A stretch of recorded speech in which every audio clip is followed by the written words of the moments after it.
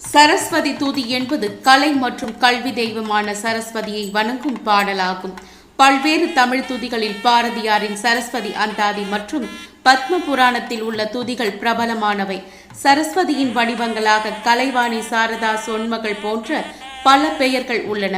பாரதியாரின் சரஸ்வதி துதி பாரதியார் இயற்றிய சரஸ்வதி அந்தாதியில் சரஸ்வதியை வணங்கும் ஒரு துதி. வாக்குண்டாம் நல்ல மனம் உண்டாம், மாமலரால் நோக்குண்டாம் மேனி நுடங்காது, பூக்கொண்டு துப்பார் திருமேனி தும்பிக்கையான் பாதம் தப்பாமல் சார்வார் தமக்கு, பாலும் தெளிதேனும் பாகும் பருப்பும் இவை நாளும் கலந்துனக்கு நான் தருவேன், கோலம் செய் துங்கக் கரிமுகத்து தூமணியே நீ எனக்கு சங்கத்தமிழ் மூன்றும் தா.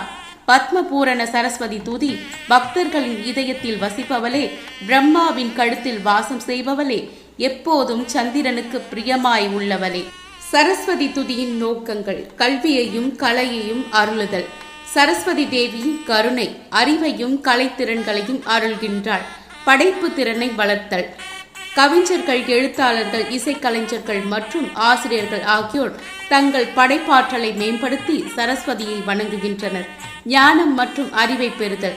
சரஸ்வதி கல்வி தெய்வமாக கருதப்படுவதால் அவளை வணங்குவது அறிவையும் ஞானத்தையும் பெற உதவுகிறது.